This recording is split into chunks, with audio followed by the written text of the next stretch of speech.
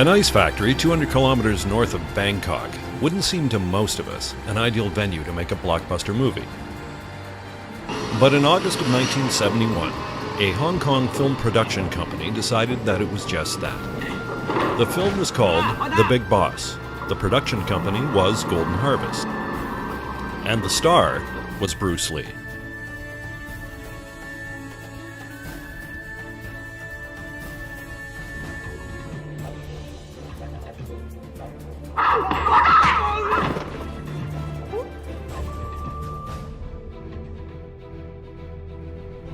The film's setting was Pak Chong, Thailand, which in Bruce Lee's day was a small, underdeveloped village. Located 124 miles northeast of Bangkok, Pak Chong is nestled in the foot of a range of mountains separating the Menan Plain from the Korat Plateau. In Bruce Lee's day, there was one solitary road coming into Pak Chong. Now it boasts a 4-lane highway. The ice factory that served as the central focus of the film is still operational almost 40 years after The Big Boss was filmed here. Bruce Lee fan, huh? Oh, You can make many people completely crazy about Bruce Lee. Oh, yeah. It's hard to believe, isn't it, that he becomes so famous. Like there's a statue now of Bruce Lee in Bosnia. Yeah. It most certainly is a surreal feeling to walk along a path that Bruce Lee walked in his first film. And despite changes to the immediate environment, it is easy to envision the cast and crew walking these same grounds while making motion picture history in this very locale over 3 decades ago. My gracious host points out a small bridge that was pictured in the scene of labor unrest in the film. The bridge is smaller now, and the location that it led to in the film, the manager's office, has since been torn down and replaced by a new building. Manager's house. We call it Bruce Lee house because Bruce Lee coming here, came up the stairs. Come up the stairs. Because Bruce Lee house, so people know. A swimming pool now occupies the space that a large water tank that appeared in the film used to occupy.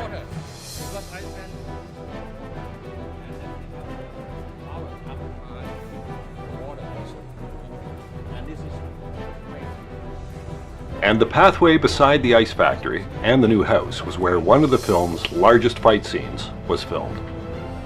Like this, and they fight.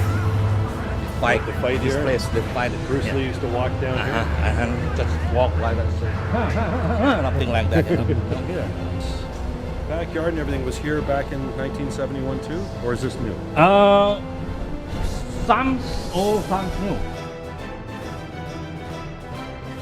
As we continue our tour of the grounds, I spy what's left of the manager's office from the film, which was torn down, according to the ice factory owner, for health and safety reasons. So that's what's left of the manager's house. Maybe his fingerprint. Yeah. The present owner, who was a young man when The Big Boss was filmed in his village, was on the set almost daily watching the action. He recalls that the bell Bruce Lee rung in the movie was actually a bomb that had been cut in half and employed as a bell owing to its unique ringtone. The owner also recalls precisely where the crew of The Big Boss filmed their scenes at the ice factory, and even knows where the original ice saw blades are located. Blades that, in the film, were used not only to cut through ice, but to cut through and help dispose of human bodies that had gotten wise to the Big Boss's drug smuggling operation. So maybe now you're the big boss. I'm here, the big boss. Two big boss here, this ice factory. But generous and very good, and very good person. Yes, that's true. And so your wife is very nice. A genial man, the new owner is used to people from all over the world stopping by to see the Bruce Lee locale that is now his family business.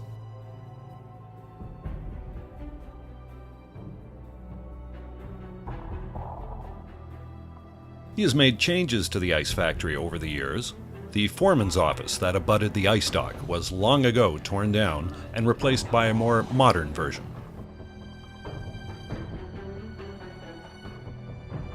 The ice factory now draws water from a little river that flows behind it. drawing the water up through a purification system at the rear of the factory before pumping it into the containers that will then be submerged in a climate-controlled freezer. When they are frozen, they are lifted out in the same manner that they were in 1971 by an electric winch that carries the containers to the saw area, spilling the ice out onto the ice factory deck.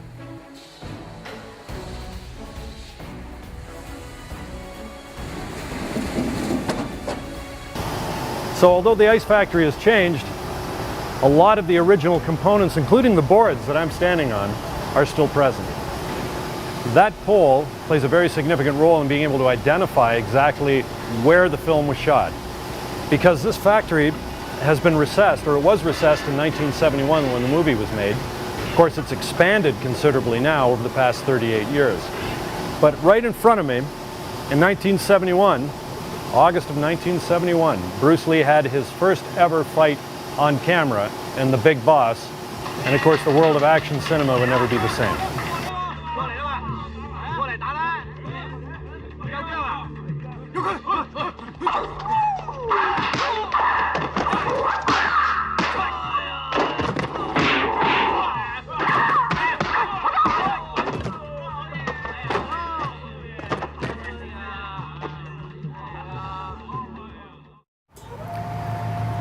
It was here in the ice factory that Bruce Lee had his second memorable fight.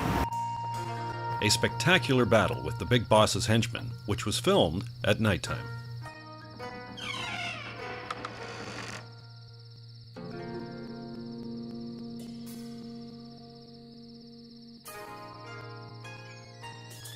It took about 21 steps to get from here over to here. I'm just going to take a light jog. And what we found out was that the ice factory, or the ice storage factory, which is where he had his second big fight, was actually here. They'd built a facade for the film, and behind it, you can still see it, is a frame of a garage, essentially. And 10 feet from its shaky frame is the site of Bruce Lee's second fight sequence in this film.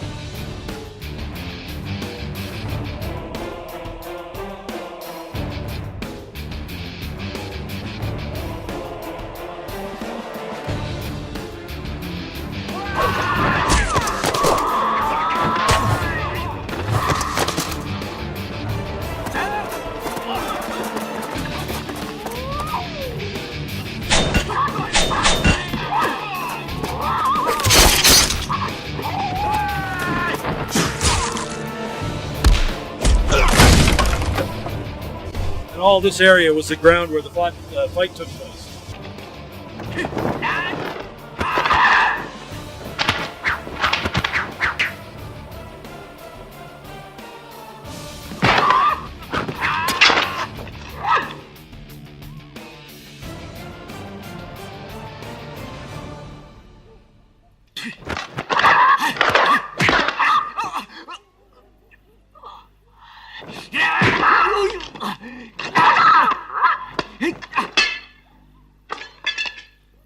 Further proof of the building being a facade that was constructed for the film can be found in a movie that was shot on these same grounds a mere 4 years after The Big Boss was filmed.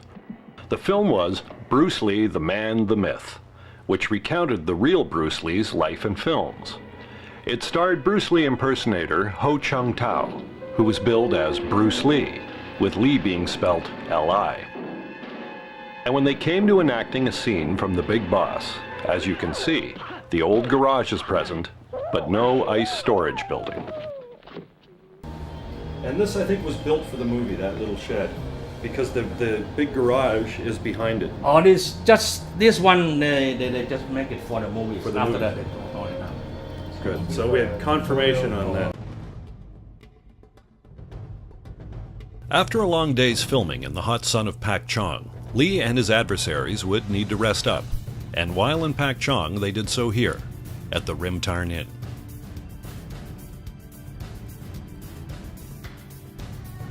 In 1971, this hotel was known as the New Wan Chai Hotel, and certain staff members remain from that time. A lady employed at the New Wan Chai as a housekeeper during the time that Bruce Lee and the crew were filming still remembers Lee and what room he stayed in. The view from the window in Lee's room reveals a courtyard that once contained a swimming pool for its guests.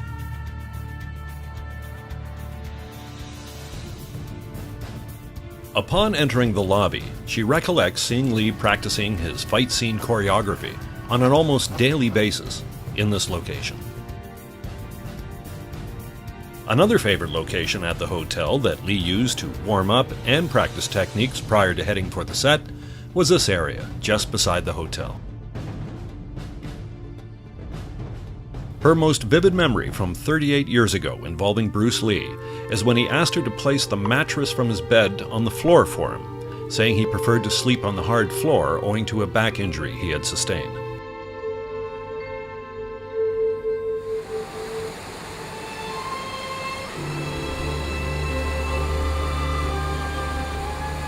Another of the film's more memorable moments was filmed about 200 yards behind the hotel, along the banks of a river.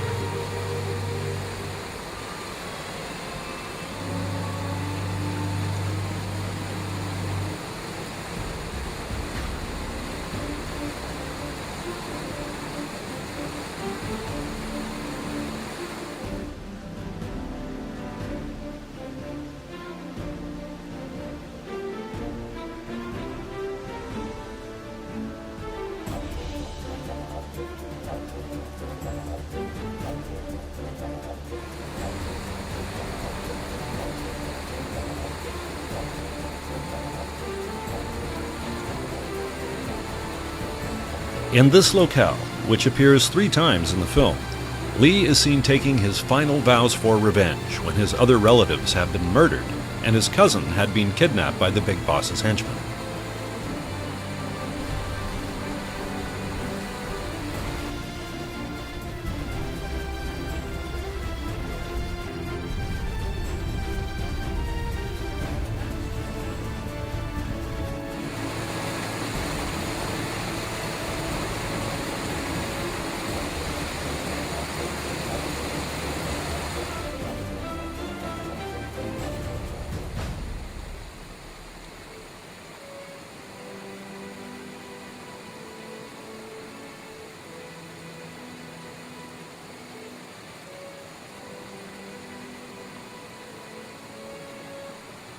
This little waterfalls has changed little since Bruce Lee filmed these scenes.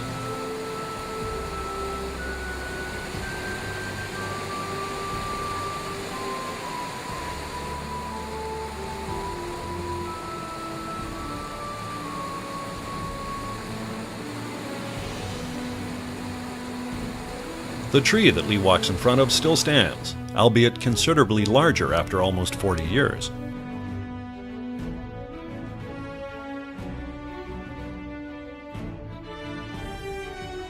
Even a big rock that appears in the scene is still present, identified not only by its oblong shape, but by the peculiar scarring that appears along its surface.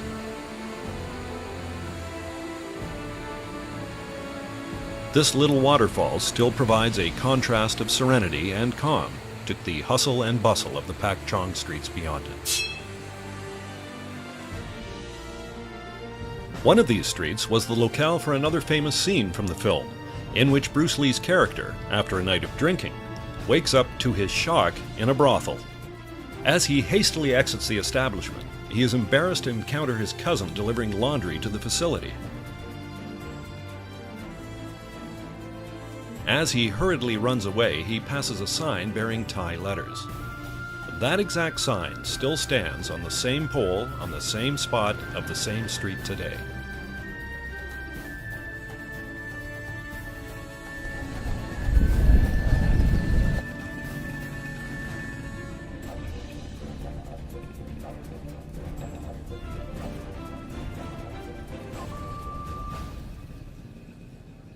According to the local merchants on the street, the original wooden building that Bruce Lee is shown coming out of burned down, along with several others on the street. These have been replaced by more modern, more fireproof establishments.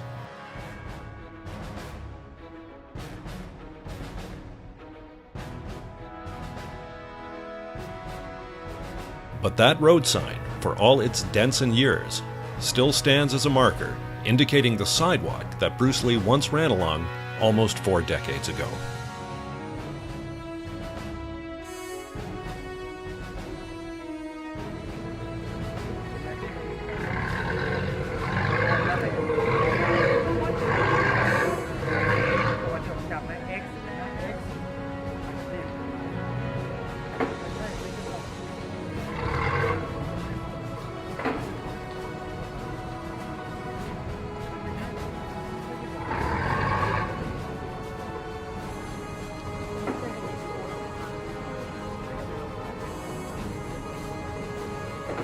Another locale that is still present is the pier, which audiences will recognize from its appearance in the very first scene of the film.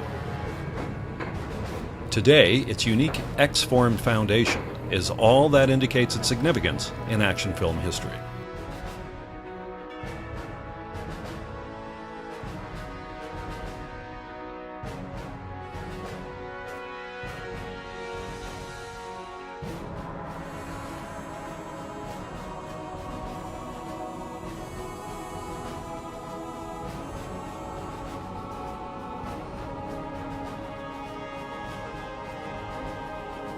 It, like the ice factory, still operates today, ferrying passengers across the river to get to work and return home.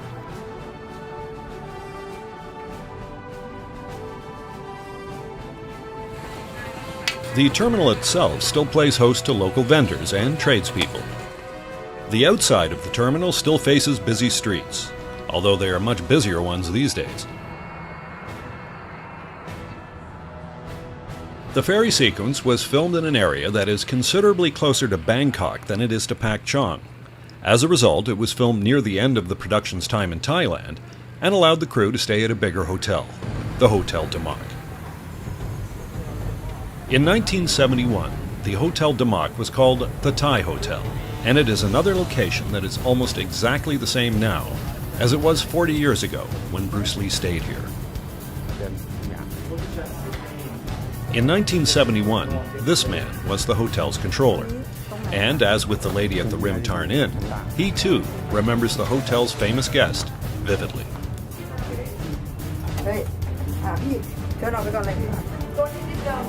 ตัวนี้รีบเดิน รีบเดินครับมาขึ้นมานี่ฮะขึ้นมาแล้วก็เดินเข้าไปที่ห้องพักครับ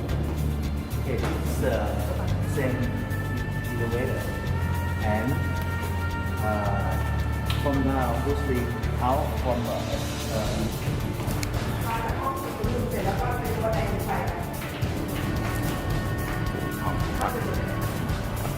This, he recollects, was the very room that Bruce Lee occupied while at the Hotel Damak.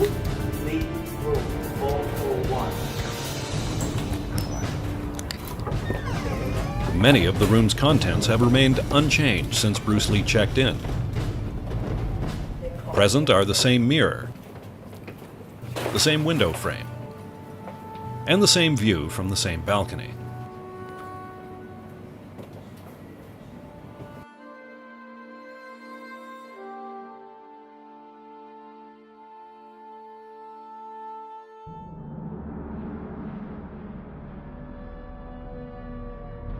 According to Lee's co-star, Mary Yee, Lee would sun himself by this pool, although he never swam in it.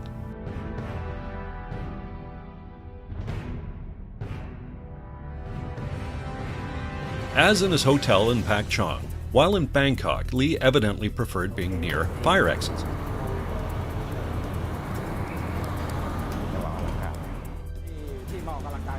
And at the Hotel Damak, our controller recalls watching Lee practice his martial arts on the hotel fire escape, which was conveniently, if not deliberately, located just outside his hotel room door.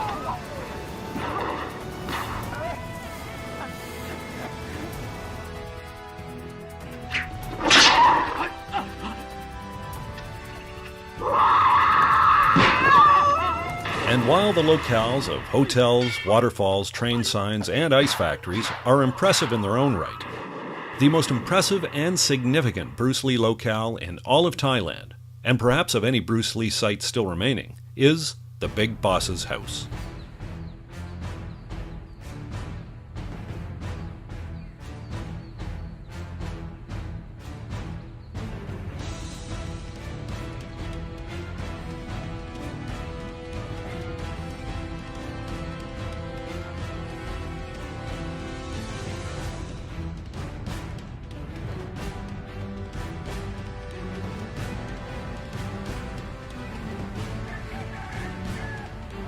The house was formerly a crematorium in Pak Chong, and sometime after filming wrapped, the house was donated to a Buddhist order, where it is now referred to by the townspeople of Pak Chong merely as the temple. It was here that the finale to the film took place, and quite a few scenes besides.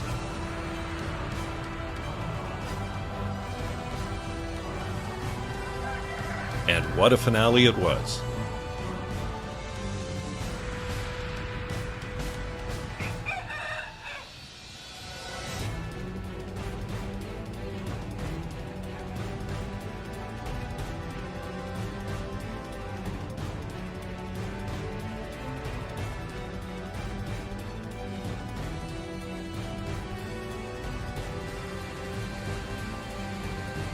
Monks walk about the property now. And the yard plays host to cows and chickens. A tree in the left corner of the yard is now home to a monkey that watches the animals and the monks. Apart from its new occupants, however, the house remains unchanged. It is as if one has entered a time capsule and been transported back to 1971. It has the same entranceway, the same hallway, the same basement stairs, and the same rooms and walls that were seen in the film.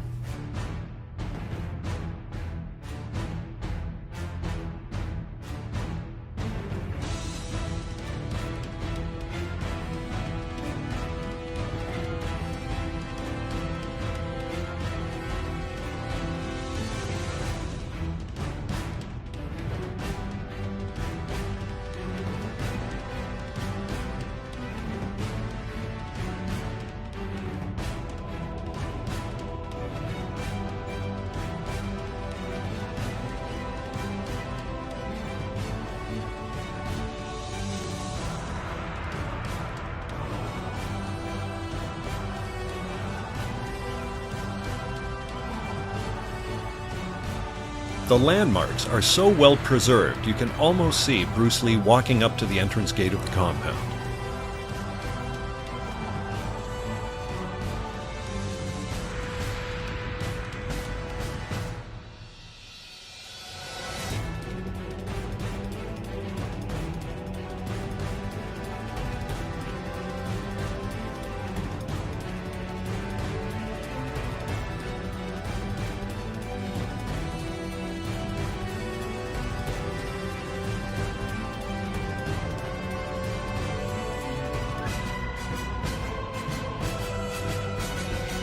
And as one looks out over the expanse of the boss's yard, it is almost as if one is walking with ghosts.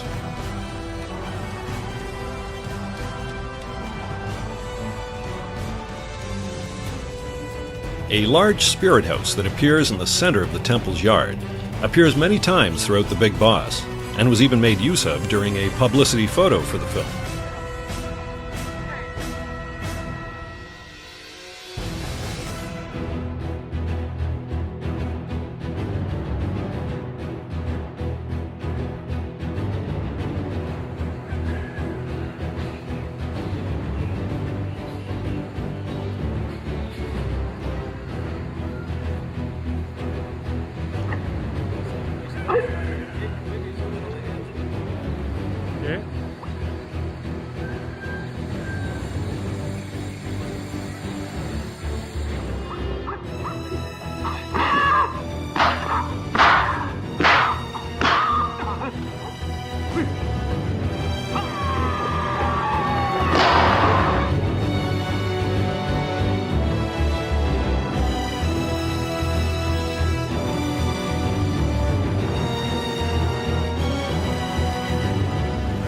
It was up this walkway in 1971 that Bruce Lee filmed what for many people remains perhaps his most inspirational scene. It was where he combated racial injustice when he was denied entry to this park, which is called the Parc de Louis de Camoes, right here in Macau.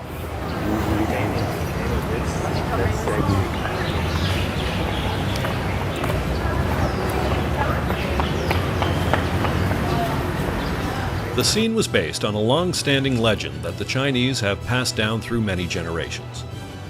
The legend has it that during the Japanese occupation of Shanghai, a park in the Bund was declared off-limits to Chinese and dogs. It was a national insult that would be repeated by Chinese families with shame that they could be made to feel as second-class citizens in their own country.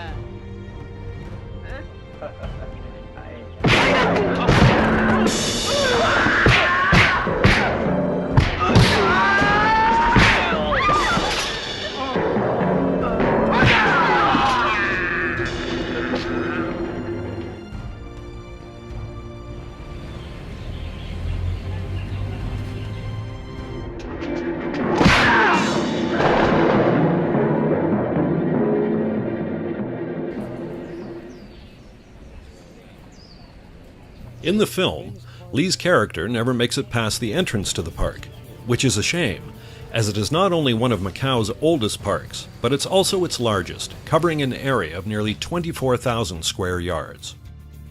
The park originally was the house of a Portuguese merchant. After the merchant died, his residence was donated to the government, which, in turn, used it to commemorate the great Portuguese poet Luís de Camões. Tradition has it that the poet lived in Macau for 2 years. During this time, he often came to the park and displayed copies of his poems for all to see. Camões died on June 10th, and every year on that day a holiday is held in Macau, wherein the Portuguese in Macau assemble in the park to celebrate the holiday and remember the poet. What's the name of the park? All right, see if I can pronounce this correctly. Parc de Louis de Camões. Awesome. Yeah. And that's the spot where Bruce Lee stood. It is. The sign that he kicked, actually, it was moved up higher in his day, so they've lowered it a little bit. The bottom of the sign you see in the movies where it lined that. So it's a pretty impressive kick.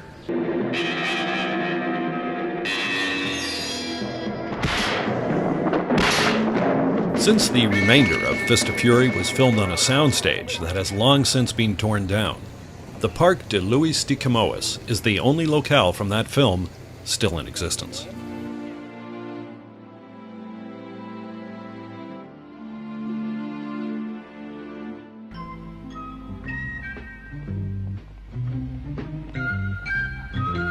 The Way of the Dragon would mark Bruce Lee's directorial debut.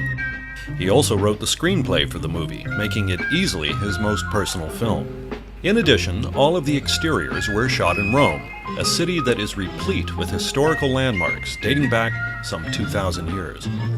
When the film opens, Lee's character is waiting to be met at the International Arrivals Terminal at Rome's Leonardo da Vinci Airport. The airport has grown considerably in the almost 40 years since The Way of the Dragon was filmed here, and dramatic structural change has occurred. However, the filming locations in and around the airport are still recognizable. Leonardo da Vinci Airport is the largest airport in Italy and the first international air gateway of the country. Over 35 million passengers utilize its services on a yearly basis. On a road located just outside the airport, Lee's car is seen driving by a statue of Da Vinci. It appears on camera only briefly in the film, but it's interesting to discover that that same statue still stands, although the road next to it that Lee and co-star Nora Mao drove along has now been replaced by office buildings and parking structures. After the establishing shot of the airport, Lee's car goes on a virtual tour of the sights of Rome. Up first is the Piazza del Popolo, or Plaza of the People. The piazza lies inside the northern gate of the Aurelian Walls, and prior to the advent of railroads, it was a traveler's first view of Rome upon his arrival. Part of its less glittering history is the fact that for centuries, the Piazza del Popolo was also a place for public executions, the last of which took place in 1826. Nevertheless, the piazza is magnificent in its bounty of statuary and fountains. For centuries, the piazza had a public cone-shaped fountain in its center. But in 1589, Pope Sixtus V replaced the fountain with the Egyptian obelisk of Ramses II, which towers some 73 feet in height. The obelisk was built in 1300 BC. It had originally been brought to Rome by the Emperor Augustus and had stood within the middle of the Circus Maximus to celebrate the conquest of Egypt. The scene in The Way of the Dragon was filmed on the Pincio Hill, which provides a magnificent view of what is generally considered to be the last papal contribution to Rome's legendary architecture. Lee's car is next seen passing by the Arch of Constantine, named after the emperor who made Christianity the official religion of Rome. It is situated between the Colosseum and the Palatine Hill, and was erected to commemorate Constantine's victory over Maxentius at the Battle of Milvian Bridge on October 38, 312. The large arch with 3 archways stands some 69 feet high and is almost 85 feet wide. It is the last of the existing triumphal arches in Rome.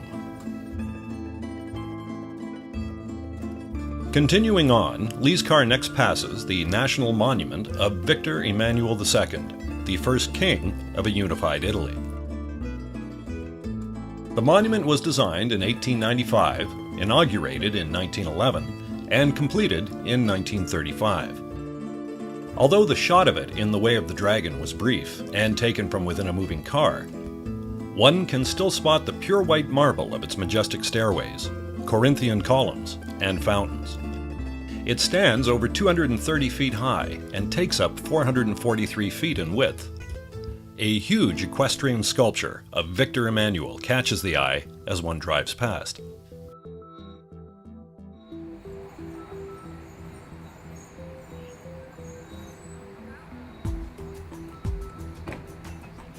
The next pass of Lee's car takes the viewer past the Piazza del Campidoglio, which was designed by Michelangelo. The Campidoglio, or Capitoline Hill, is the smallest of Rome's 7 hills, but it remains the religious and political center of the city ever since its foundation more than 2,500 years ago. The piazza was completed in the 17th century and faces west towards St. Peter's, the Christian equivalent of the Capitol. In the center of the plaza stands a statue of Marcus Aurelius. Lee's car then proceeds to pass one of the most famous sights in all of Rome, the Trevi Fountain. At 85 feet high and 65 feet wide, the Trevi Fountain is the largest Baroque fountain in the city. Standing at its center is a statue of Neptune, flanked by horse-riding tritons that symbolize a stormy sea on the left and a calm sea on the right. Behind Neptune are the niche statues representing health and abundance.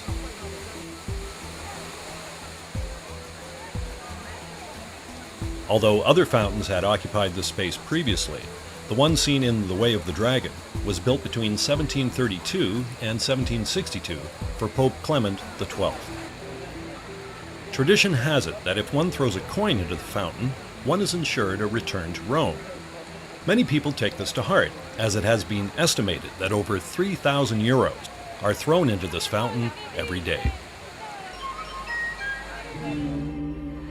Lee's car finally comes to park in the street alongside the Hotel Flora on the famous Via Veneto.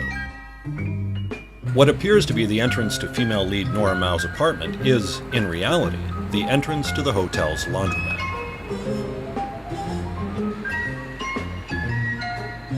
The Way of the Dragon also filmed on some of Rome's more famous streets, such as the Via Veneto.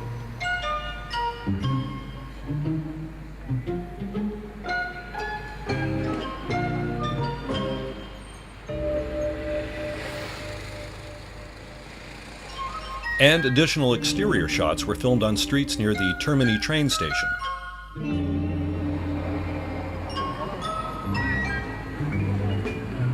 And one of the locations, the Giuliani Cafe, is still growing strong 37 years after filming stopped on The Way of the Dragon. But then 37 years is nothing to Giuliani's. It's been in business in Rome since 1897.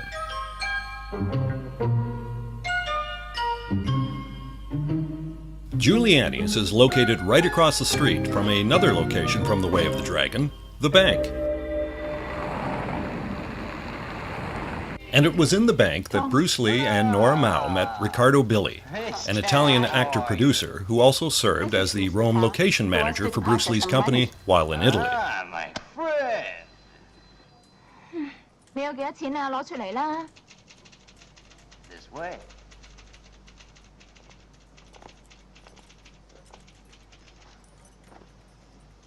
How much do you want to change into our company? Billi is presently a film producer in Rome and looks back on his days working on The Way of the Dragon and with Bruce Lee with fondness. I was very surprised that the Chinese men come here to shoot a movie. I think it was all foolish. But then I realized that these men has a great personality. And I thought that he would become something important. But that's really at the end of the movie when I realized everything. Because in the beginning I'd say, there are crazy people here doing something that I don't even know what it is, you know.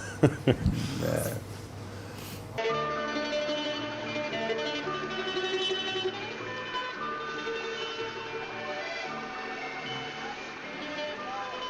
Immediately following Riccardo Billi's scene in the bank is a scene involving Italian actress and model Melissa Longo, who, interestingly enough, ended up marrying Riccardo Billi after filming The Way of the Dragon. It was funny because before to come here, we went in his hotel, and then as I enter, I show him making training. He started 2 hours before. The appointment was 8 in the morning. At 6 o'clock, he started 2 hours before on training. Wow. He did that every morning.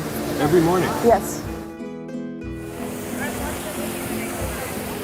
Melissa's scene with Bruce Lee took place in the Piazza Navona, with the famous Four Rivers Fountain as its backdrop.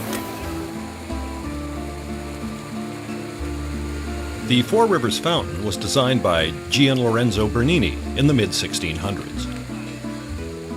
Its base features a horse, a palm tree, and a lion, all of which are believed to have been carved by the master himself. The four statues represent the four rivers of the then-known continents: the Danube, the Nile, the Ganges, representing Asia, the Rio de la Plata, which has a bag of coins on its ledge representing the riches of the Americas, and of course, the papal insignia is prominent, as not only did Pope Innocent X commission the fountain, but it proclaims the Church's influence on the four continents and asserts the triumph of the Church, the papacy, and the reigning papal family.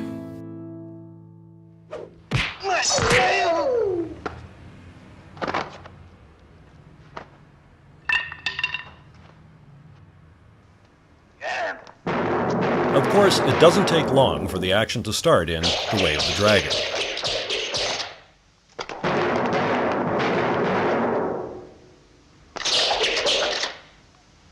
Anders Nelson, a Hong Kong native of Swedish descent, has the distinction of appearing in this scene with Bruce Lee.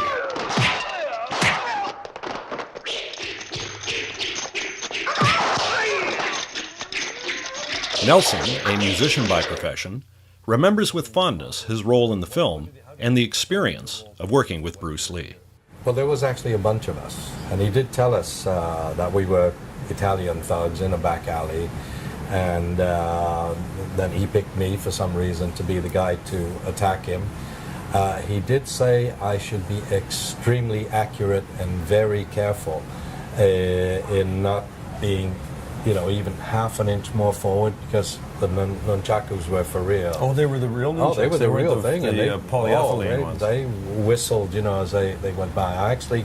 I actually misjudged, and I got hit right here. One of the reasons I grew a mustache in the beginning was because I had a slight scar here.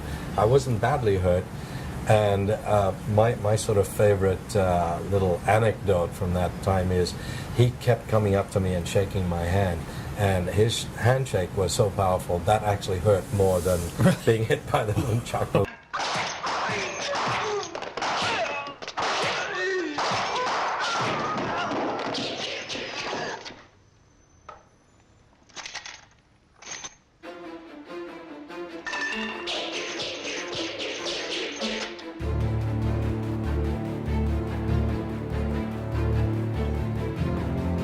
After dispatching the thugs, Lee's sightseeing tour of Rome continues, and up next is a stop by the Campidoglio for an expansive view of the Roman Forum.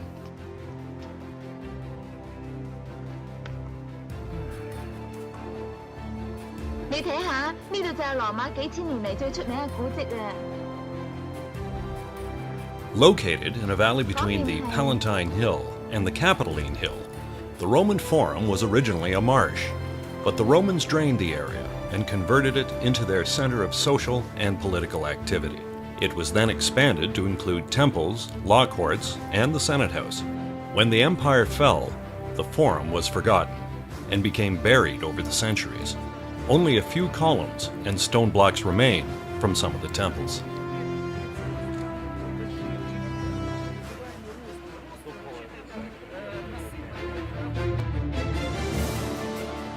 Visible from Lee's vantage point are the 8 columns that remain of the Temple of Saturn, which was erected by the consul Titus Larcius in 17 BC.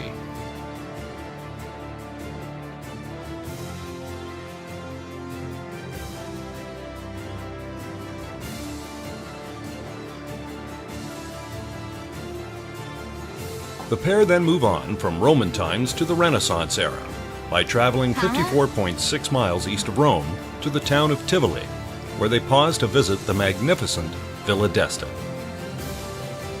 The Villa d'Este is renowned for its lush gardens, statues, and magnificent fountains.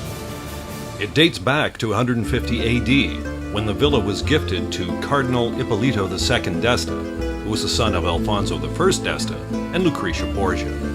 Oh yes, and the cardinal was also the grandson of Pope Alexander VI.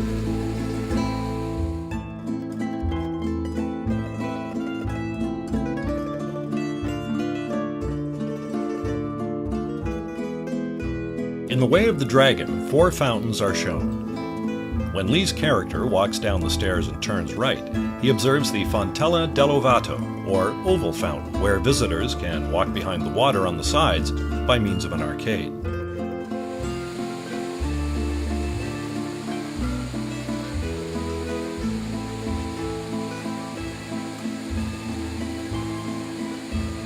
Lee's character is next seen walking the Avenue of the 100 Fountains.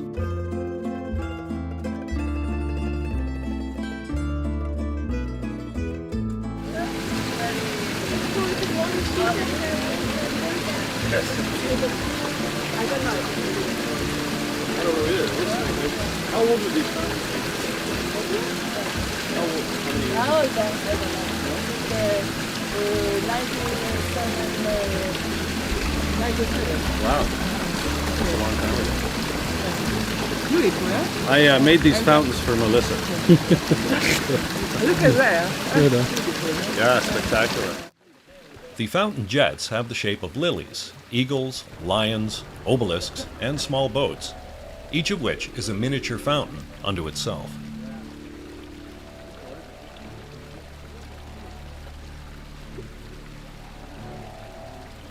The 100 fountains are engineered on 3 levels in which the waters of Tivoli's 3 rivers are said to slide symbolically. The fountains are a wonder of hydraulic engineering, making use of ancient Roman hydraulics, as well as a Roman tunnel that diverts water from the Aniene River to provide water to the sequence of the fountains. The fountain that really opens the eyes of Lee's character in the film is the Neptune Fountain. This is the only fountain in the Villa d'Este to be realized during the 20th century. Its spray shoots up some 20 feet. It is these flumes that spray Lee's character as he walks by on the upper level.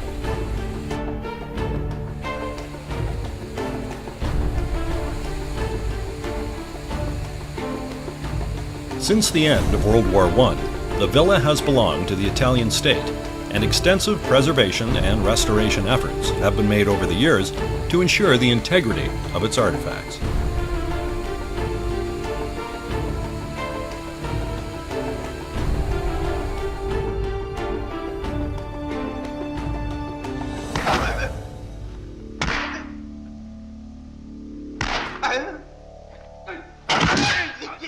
Well, we're here with Phil Kenny, who lives in Hong Kong and is one of the, I'd say, foremost authorities on the Bruce Lee locations in Hong Kong. And we're here, from what all sources tell us, is where Bruce's fight scenes in Way of the Dragon with Bob Wall and Wan Ying-sik were filmed. What are your thoughts, Phil? Is this the spot? Yeah, I think this is the spot. I mean, the mountains, you know, you can't really change the mountains. Yeah. You know, it's just a shame that the development is such that a lot of the eyesight is obscured now. But you know, we've got some mountains over there that we know are in the film. And what's the name of this area? This area, well, this development here is called Woodland Crest. The area over on the other side of the river, because there's a river just here. It's called Wa San Chun. Wa San Chun. Wa San Chun.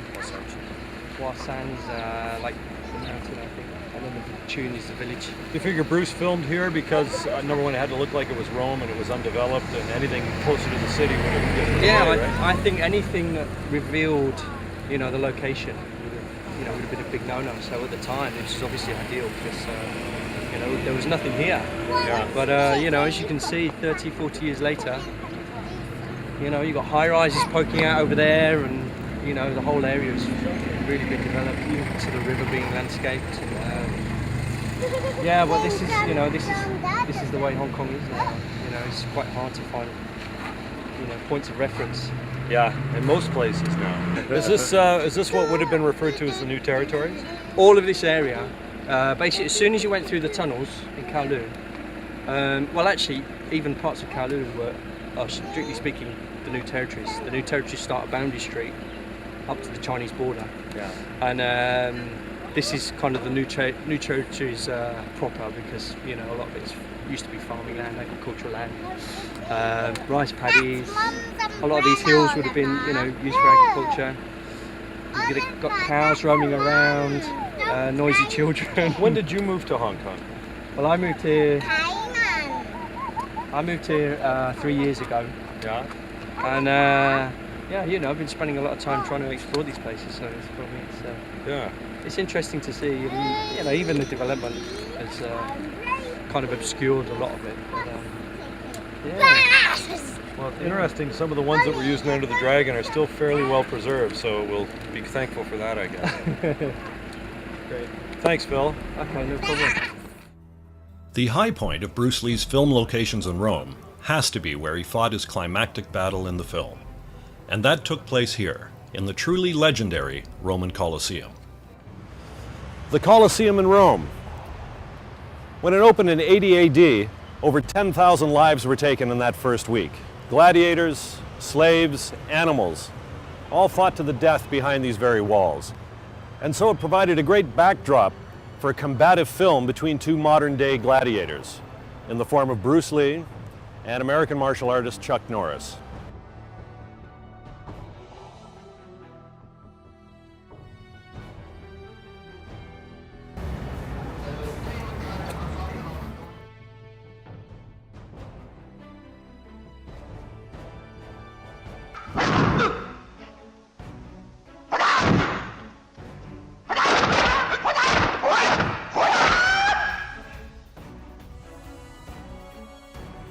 Over 5,000 people a day pass through the same entranceway that Bruce Lee walked when he entered the Colosseum. When it was completed in 80 AD, over 1900 years ago, it was called the Flavian Amphitheater to commemorate the Flavian victory over Judea. It took 10 years of ingenious Roman engineering and slave muscle to complete its construction. Its height of 157 feet makes it the equivalent in size of a 15-story building. Elliptical in design, it is 620 feet long by 513 feet wide, with 80 entrances and a retractable canvas roof that could be drawn across the top of the Colosseum to shield spectators from the sun or the rain. The Colosseum held up to 50,000 spectators, each with a numbered ticket, who entered through 76 of the entrances on the ground level.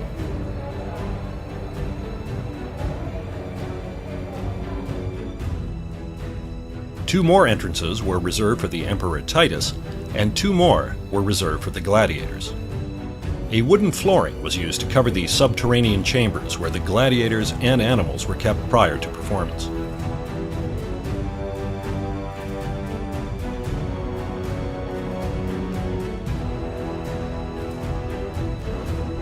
During the first 10 years of its existence, the stadium would often be filled with water and used for mock naval battles.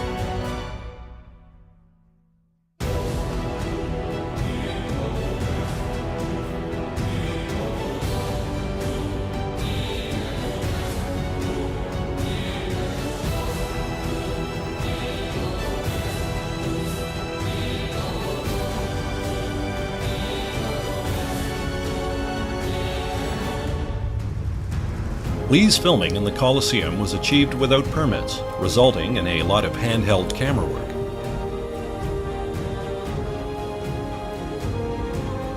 Most of the footage was shot on the first and second levels of the Colosseum, but they also made use of the third level, which is presently closed to the public.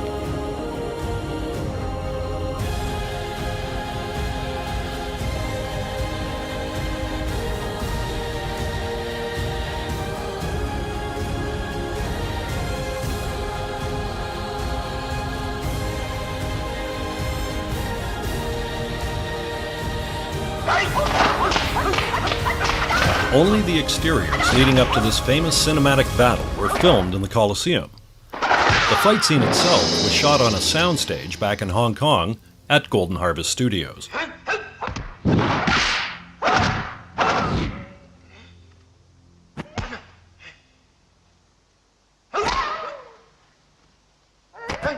The fight scene, which Lee painstakingly choreographed, and that took both men 5 days to film, stands like the Colosseum itself, a classic of its genre.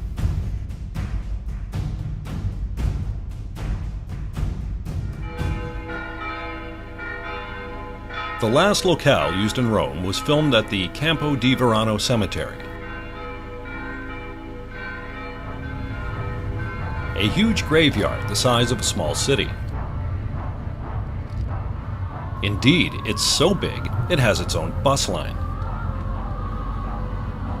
It was founded in the early 19th century and hosts several works by major Roman and Italian architects and sculptors, as well as large and ornate tombstones and family mausoleums. It was on this street within Campo di Verano Cemetery that the famous closing to the film was lensed, featuring Lee's character, Tong Lung, walking off to his next and greatest adventure.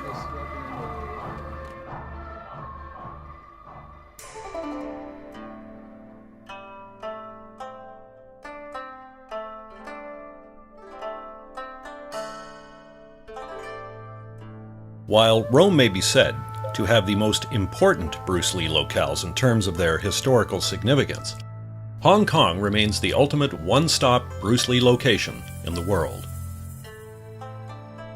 In Hong Kong, everywhere you look, there is something that has a Bruce Lee connection.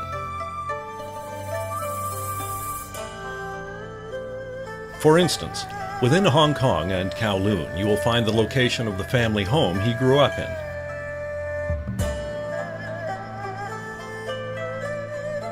The high school he attended,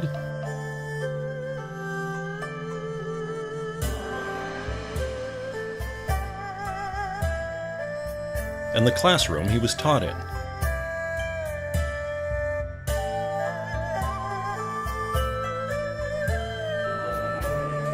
Hong Kong was also the cradle of Bruce Lee's martial art infancy. It is here that one can find the school of his earliest martial arts instruction in the art of Wing Chun Kung Fu, which was taught to him by the venerated master Ip Man. This art is still being taught today by Ip Man's eldest son, Ip Chung, in exactly the same way it was taught to a young Bruce Lee over 60 years ago.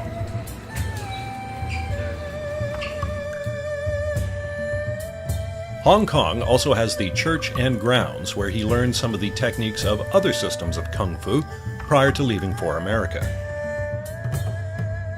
And then there are the schoolyards where he would battle with students from other schools when he was a teenager. And, if you're feeling ambitious, you might even be inclined to ascend to the rooftop of this apartment complex. To the non-Bruce Lee fan, this is just another dirty rooftop in one of the world's most crowded cities. But Bruce Lee aficionados know that this was the very rooftop that played host to a teenage Bruce Lee's last street fight before leaving for America. Well, legend has it that on this very rooftop, 1959, just prior to leaving for the United States, Bruce Lee engaged in one of his last fights. It was a rooftop fight. The rules of it went that the winner was to throw the loser over the edge of the building. We've got to be up 60 stories. And according to the report, as Bruce was removing his jacket, he got sucker punched, he got hit in the eye. And he flew into a rage, broke both of the antagonist's arms, plus his leg. But rather than throwing the boy off the roof to what would have been certain death, he instead called the boy's parents who came and picked him up.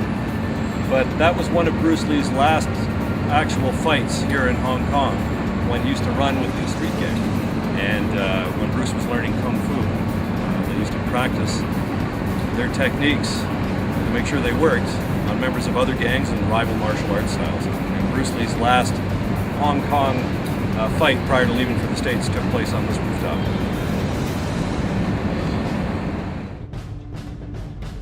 It was also in Hong Kong where Bruce Lee first appeared before a movie camera. He would make 23 Cantonese language films in this city prior to his 18th birthday, many of which have been preserved in the Hong Kong Film Archive. On the Kowloon side was where Golden Harvest Studios used to be located.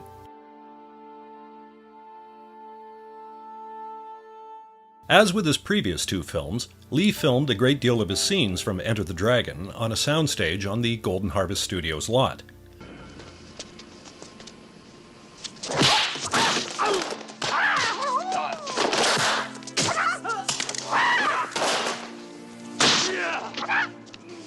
As this soundstage no longer exists, we'll have to look elsewhere for the locations where other scenes from the film were shot. Well, I'm privileged to be walking with Chaplain Chang, and we're walking up the road where Golden Harvest used to be. But could you tell us a little bit about this street, how you used to come to work? Well, we used to walk from there.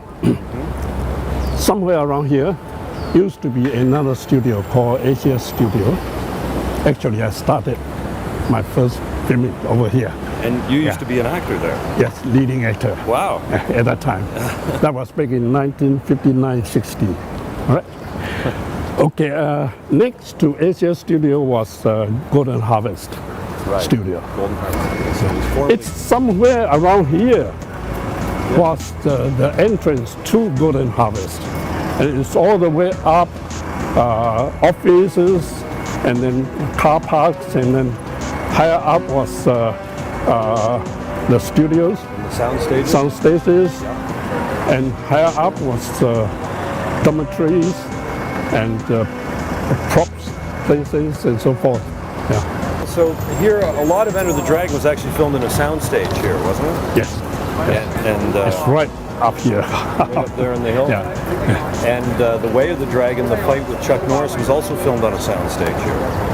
Yes. Yes, it was built like Coliseum. Right. I'm walking along a route that Bruce Lee used to jog, actually, in 1972 and 73. And he would typically finish his jog right here in front of his home, which was 41 Cumberland Road. The house has changed over the years. Mind you, it's been 36 years since he lived here. But there has been a movement recently by the Hong Kong Bruce Lee Club to have this restored to its original form and to make a museum out of it. Lee had purchased the home in the summer of 1972. In those days, its grounds were magnificently landscaped. At the end of what used to be Bruce Lee's yard stands a wall frieze. It still remains from 1973. Aesthetically, the home is a shadow of its former glory.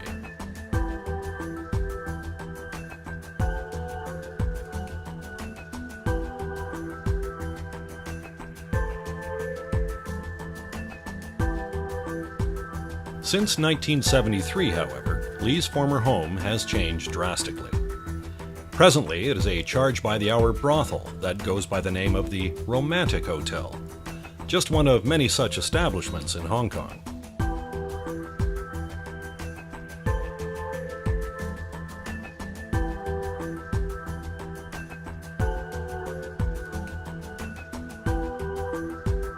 The once wide-open balconies and landscape gardens that Lee and his family enjoyed have long since been filled in by concrete and paving slabs. Only a few reminders of Lee's time here remain.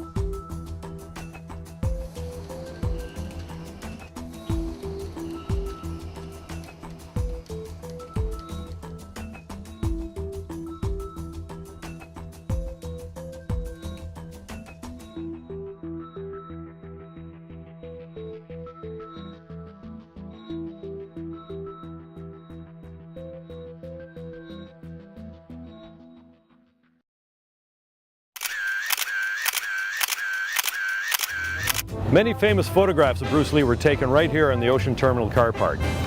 His 31st birthday party was actually held behind me at the Marco Polo Hotel.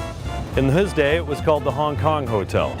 But this was a famous site, and many famous Hong Kong movie stars were photographed in this very area. But Bruce Lee's photographs in particular of flying side kicks, hook kicks, and even leaning against the railing with that clock tower in the background were taken right here.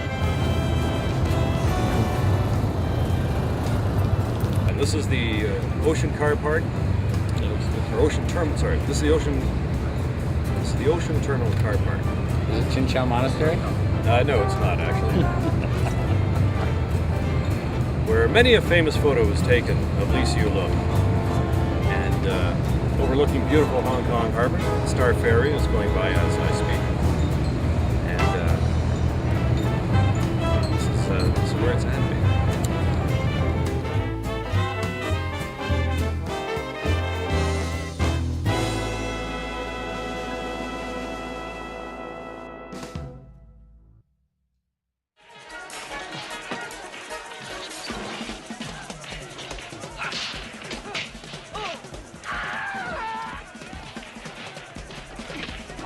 And while all of these Hong Kong locations have a Bruce Lee history to them, for our purposes, we're intrigued by Hong Kong because it was here that Enter the Dragon was filmed, Bruce Lee's last and greatest film. As with his previous two films, Lee filmed a great deal of his scenes from Enter the Dragon on a soundstage on the Golden Harvest Studios lot. As this soundstage no longer exists, we'll have to look elsewhere for the locations where other scenes from the film were shot. Fortunately, some of the most memorable scenes from Enter the Dragon were shot outdoors and are still recognizable, even if not always easy to access.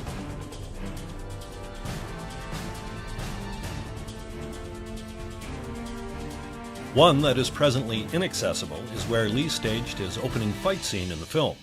It has become so grown over during the last 36 years or so that you can no longer walk to it. And while that is disappointing, we can take heart that the Shaolin Temple that appears in the opening shot of the film is fully accessible. We're at the scene, the very first shot of Enter the Dragon, which was a temple. It was supposed to be the Shaolin Temple. Of course, the actual original shot was shot across the road. As you can see, there's all sorts of traffic going on here now, so not the safest place to be going out looking to film. And the trees that are in front, the foliage has grown up so much that we probably cannot duplicate the shot and still see the temple. So we're going to go in and take some tighter shots so that you can see exactly what the details of this temple were. But it's neat because there are two dragons on the roof, and of course, the name of the film was Enter the Dragon, so the first thing you see is a dragon. An alternate location was used as a stand-in for the real Shaolin Temple, which is in mainland China. And the producers selected the Chin Chun Kun Temple in Hong Kong as its replacement in the film. Chin Chun Kun translates as Green Pine Temple and is a Taoist temple, and one of the more popular tourist sites in Hong Kong. Chin Chun Kun opened originally as a rural retreat in 1949. And apart from the famous archway that appeared in the opening of the film, Green Pine Temple is noted for its bonsai trees, fountains, and pagodas, and also has several buildings that store the ashes of the deceased. They're stored in special apartments with their name, picture, date of birth, and place of origin. Many people come to Green Pine Temple to remember their relatives that died.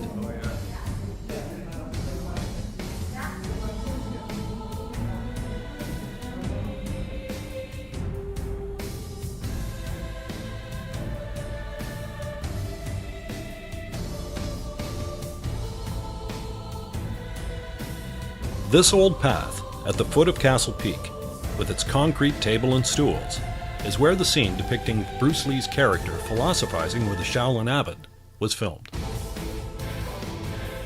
This is one of the better preserved locations from Enter the Dragon. Apart from the absence of the huge tree seen in the background, which disappeared along with a good chunk of the concrete wall behind it during a typhoon at some point after this scene was filmed, the locale is virtually unchanged.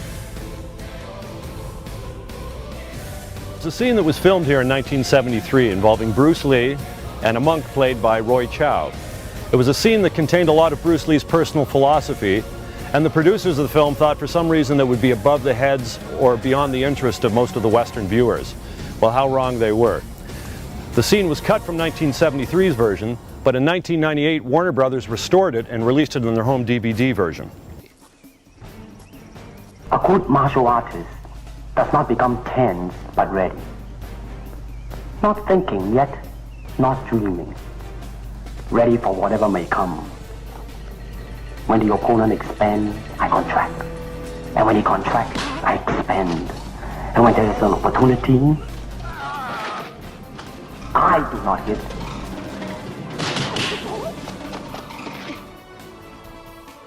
It hits all by itself.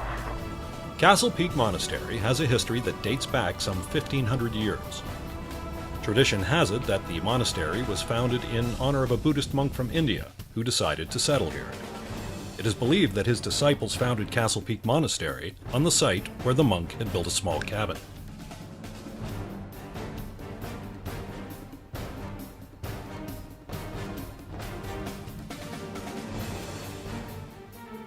Within the same monastery, Lee's character is seen walking along another pathway en route to meeting with British Interpol agent Mr. Braithwaite. The two then sit down for tea within a section of a small garden that runs next to a concrete wall that overlooks the valley below. Great importance. Have some tea? Yes, indeed. If you note the small ceramic blue ball in the background at the top left of the screen, you'll see that same ornament present during the scene when the gentleman pouring tea for Lee and Braithwaite moves his head.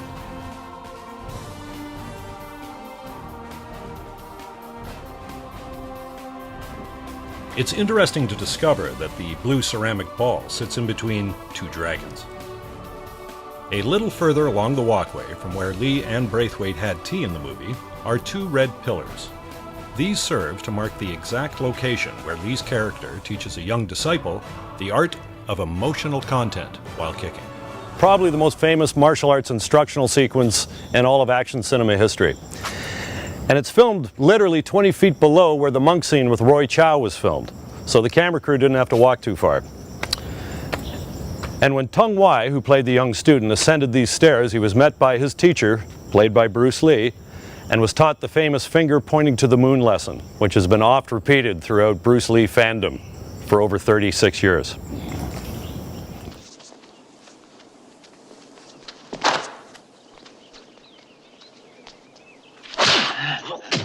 That's it. How did it feel to you? Let me think. Don't think. Feel. It is like a finger pointing away to the moon. Don't concentrate on the finger or you will miss all that heavenly glory. Do you understand?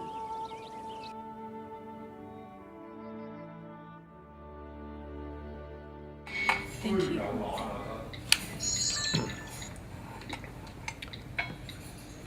Yes, we're presently enjoying coffee in the Peninsula Hotel in Hong Kong. Hong Kong's oldest hotel. It's over 80 years old. And we're in Gaddy's restaurant. Graciously given us coffee because they recognized immediately that we were undercaffeinated. And while the actors appeared before the cameras in exotic locations, the producers and key cast members chose more modern establishments to host their production meetings. And most of the key production meetings were held here, at Hong Kong's renowned Peninsula Hotel. The Peninsula is Hong Kong's only historical 5-star luxury hotel. It has even been voted the world's best hotel on more than one occasion. When the Peninsula first opened its doors in December of 1928, the Peninsula catered to the affluent, the titled, and the famous. The hotel also features a helipad and a fleet of signature Rolls-Royces. The cars even have their own distinctive color, Peninsula Green. During filming, the producers often ate at the hotel's famous restaurant. Gaddy's opened in 1953 and took its name from a former general manager of the Peninsula, Leo Gaddy. Its elegant dining room features crystal chandeliers from Paris, Taiping carpet, and a Chinese Coromandel screen, which dates back to 1670. This is the main entrance of Gaddy's. So this is a private lift for Gaddy's, and customers come up from the lobby to Gaddy's via this lift. Damn! There is a legend that has endured for almost 4 decades in Hong Kong that when Bruce Lee went to Gaddy's to have dinner with the producers of Enter the Dragon, he had been in such haste that he had forgotten to wear a suit and tie. But because he was Bruce Lee, the manager waived the dress code on this one occasion. According to management today, the dress code has never been waived before or after this one occasion. More of the film's locales remain. One such location is a massive cemetery located on the Hong Kong side.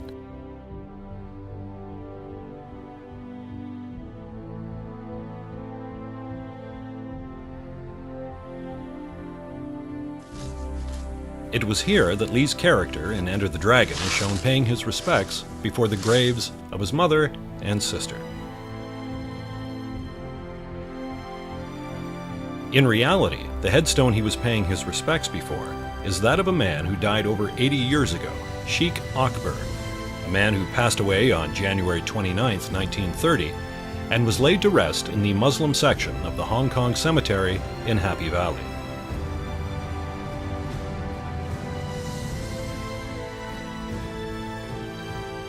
Established in 1945, the Hong Kong Cemetery is a multi-faith cemetery, providing the final resting place for Hindus, Muslims, Jews, and Christians.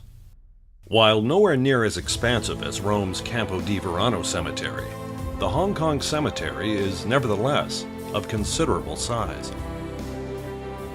Lee's scene was filmed at the cemetery's highest point, requiring both he and the crew to walk its 200 steps to the top. The old AIA building that was visible in the background of Lee's scene is still present, as are the original tombstones and trees.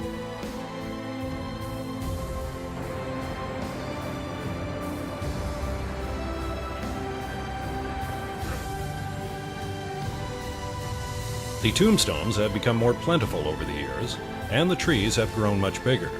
But all in all, the Hong Kong Cemetery remains one of the more intact Bruce Lee film locations, and certainly one of the more intact locations from Enter the Dragon.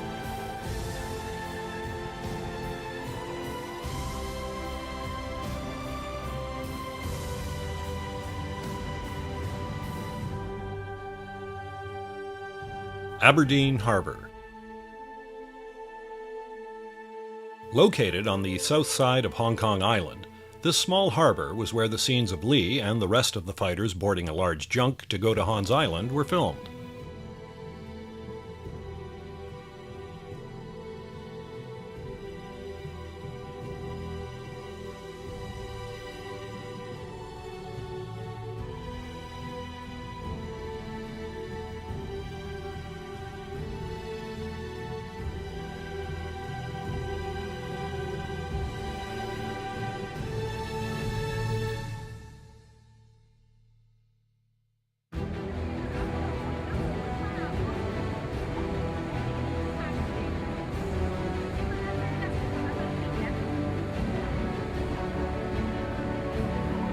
The harbour itself is named after the 4th Earl of Aberdeen, George Hamilton, who was the British colonial secretary in 1843. The harbour has, as one would expect, long been associated with fishermen, serving as a locale for sea-bound fishing junks to replenish their water and offload their catches.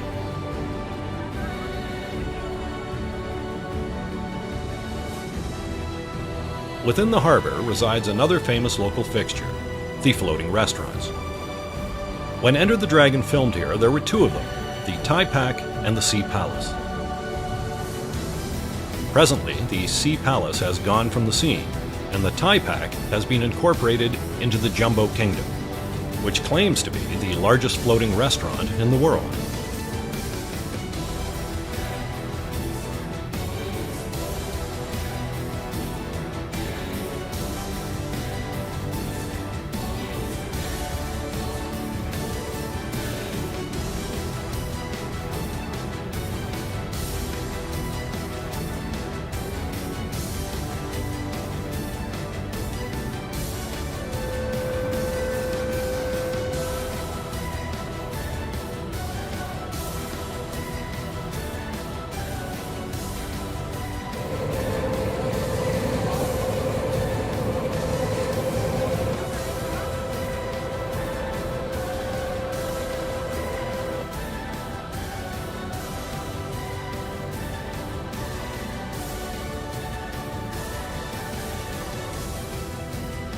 After their trek across the South China Sea, Lee and the fighters finally arrive at Hans Island.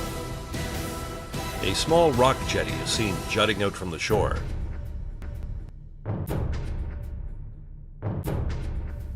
Traveling by boat, it is obscure and easy to miss, blending in as it does so well with the Tai Tam Bay shoreline.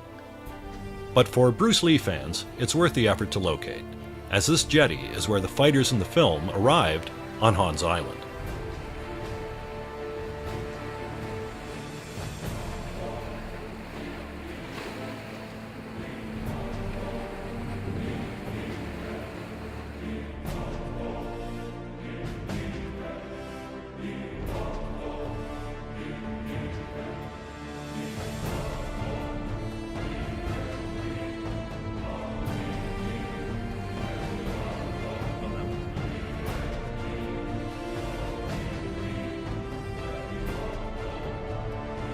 A small rock and concrete pathway that Lee and the fighters walked along in the film is still here, although erosion has collapsed part of it.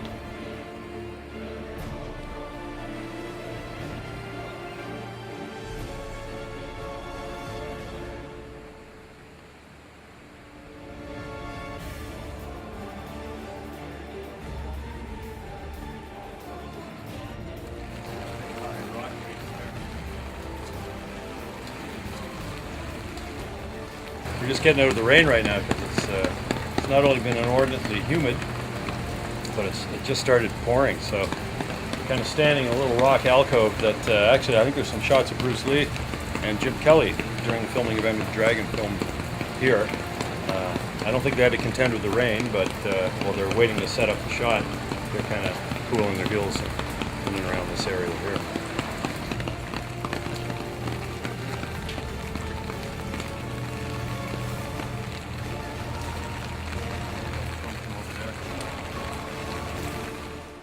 Just down from the jetty and along the beach is where the scene of the police retrieving the body of stewardess Mary King from the water was filmed.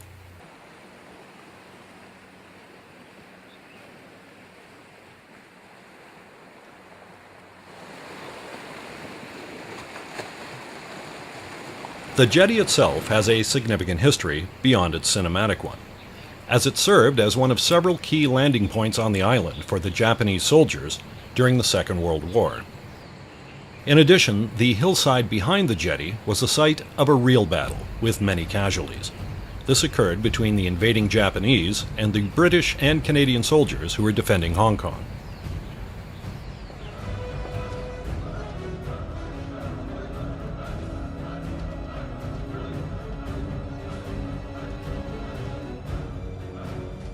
Upon setting foot on Hans Island, the fighters walk along the tournament grounds and then pass through a portal that finally lets them catch a glimpse of Han's palace.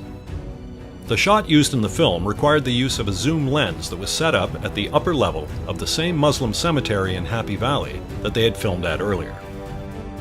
And the Palace of Han, far from being a fortress on a remote island, as it was depicted in the film, is, in reality, a private mansion located in central Hong Kong that was built in 1937 and something of a local landmark. It is renowned for being a supreme example of Chinese Renaissance style, and its Chinese name translates into English as the House of Virtuous Views. And that it most certainly is, perched, as it is, on a huge sloping hillside on Hong Kong Island with a sweeping panoramic view of the city.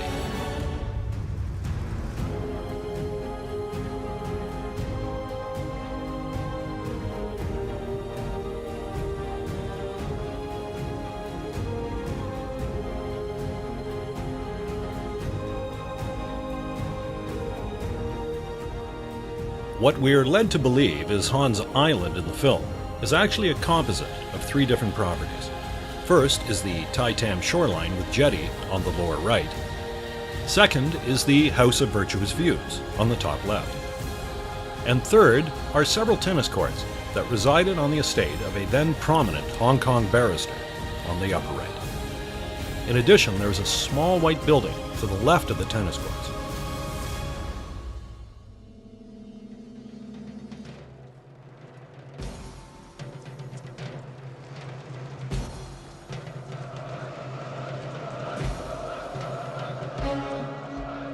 The locale where the majority of the action took place in Enter the Dragon was the martial arts compound in Han's courtyard. And this was actually the private estate and tennis courts of the late Hong Kong lawyer Lo Man Wei.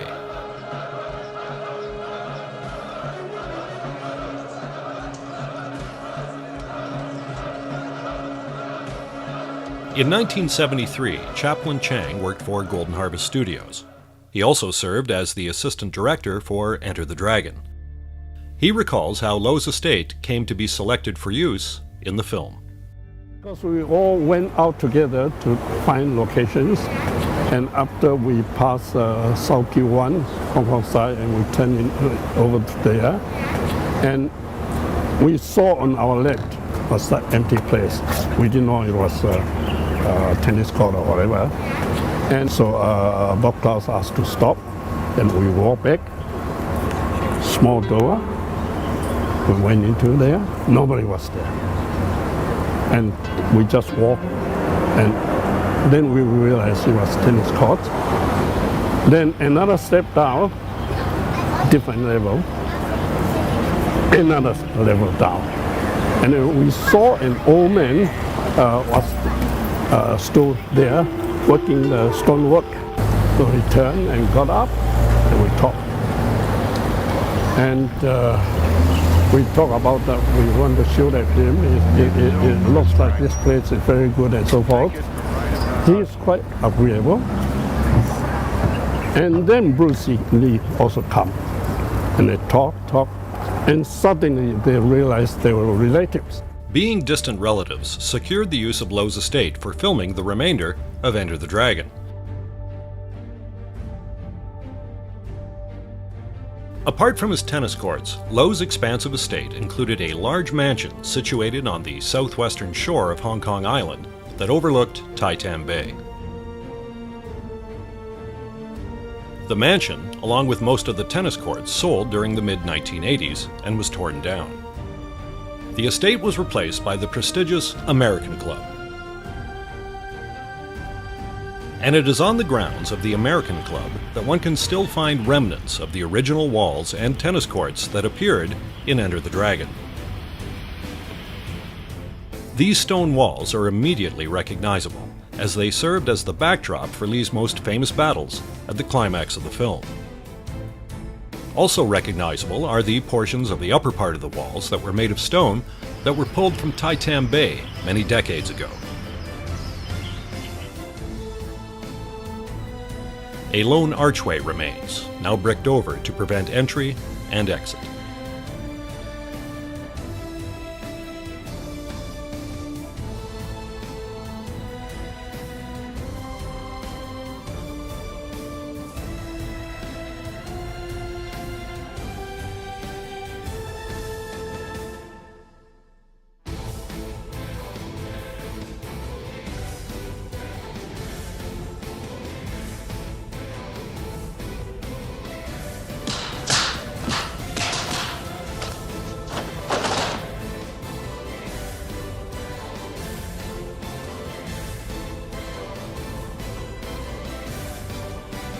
However, most of the martial arts compound from the film has been, like the movie company that made the film, torn down. The demolition of Han's tournament grounds is extensive and can be determined by a comparison of aerial photographs taken in 1973 and present day, which reveal that all but one of the tennis courts have been demolished.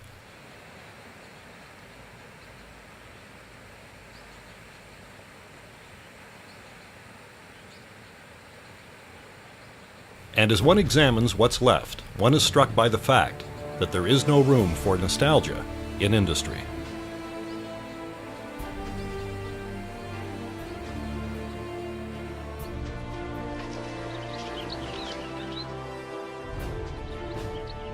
Another landmark touched on earlier that appears in both Braithwaite's footage of the island, and again briefly at the top of the screen as John Saxon's character is being led out by Han's guards, is this white building.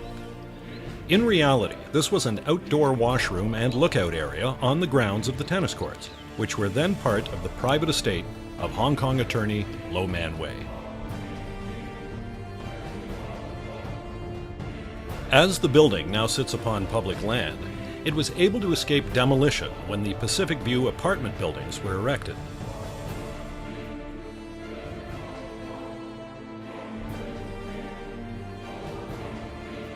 Being both unattended and accessible to the public has resulted in its own problems, however, as vandals have knocked out part of its walls and graffitied its exterior. A shame in some respects, as it is the only building remaining on this stretch of land from when Enter the Dragon filmed here in 1973.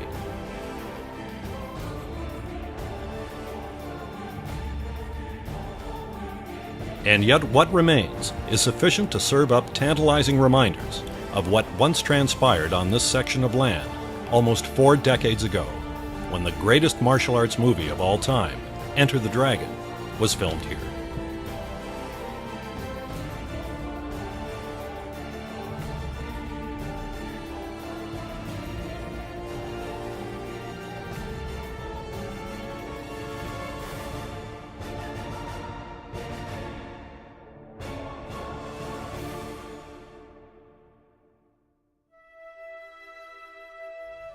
Will you tell me what teacher died of? It was pneumonia. That's what the report said. And you really think that's true?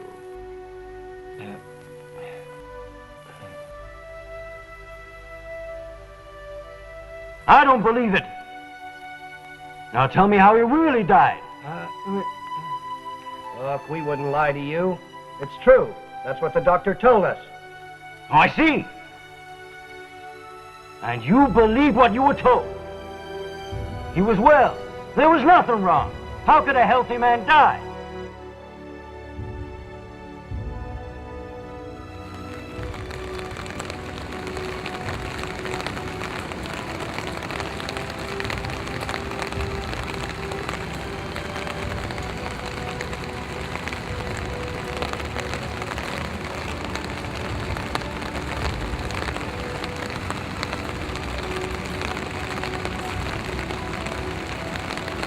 It seems kind of oddly appropriate that it should be raining here today, because Bruce Lee's story essentially ended in that apartment. Apartment 2A, 67 Beacon Hill Road, the apartment of Betty Ting Pei. He had gone there with Raymond Chow to discuss a role for Betty in the film Game of Death, which he was then going to resume work on. And once he was in that apartment, he complained of a headache, and Betty gave him a prescription medication called Equigesic, one of the ingredients in which is meprobamate, which has subsequently been pulled from the market because it's been shown to facilitate cerebral edema, which is of course what Bruce died from. He went to lay down in one of the, I guess in the bedroom there, which is either on the left side or one of those two windows, and presumably was given some time to sleep off whatever the headache was, but when she went to revive him, she couldn't. She panic-stricken called Raymond Chow and I believe her personal physician, who also attempted in vain to revive Bruce. And by this time, several hours had passed. Raymond Chow and George Lazenby had been waiting for Bruce at the Miramar Hotel to have dinner and discuss the film. And by the time Raymond got back and her doctor got here and various things were underway, it is believed that Bruce probably passed away. And then there was the issue of trying to get him to a hospital. Now, the Baptist hospital is a private hospital, and it may well be that if they called for an ambulance, it would not take him to a private hospital, take him to a public one. So he ended up going about half an hour to 40 minutes across town to the Queen Elizabeth Hospital, where he was pronounced dead on arrival. But this last minutes of his life were spent in that apartment.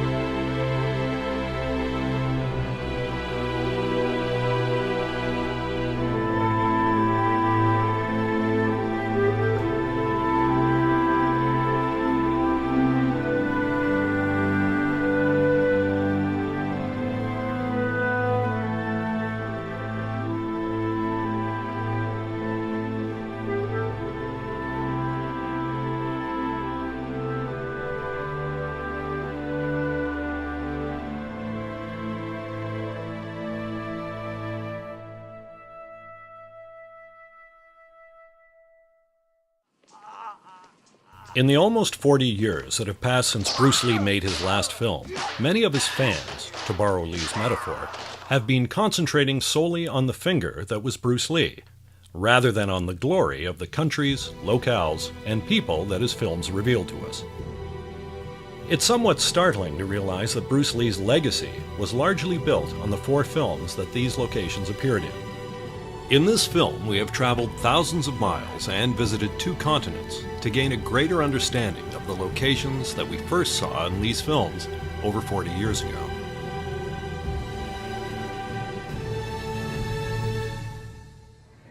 And yet, while Bruce Lee's film career ended with his death in 1973, at the premature age of 32, and just before the release of his last film, Enter the Dragon, Lee's status and that of the 4 films he made have risen over the decades to truly mystical heights.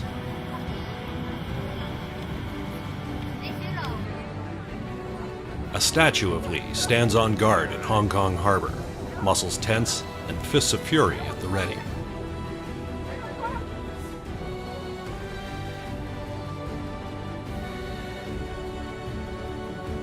Lee and the films he made have become international icons.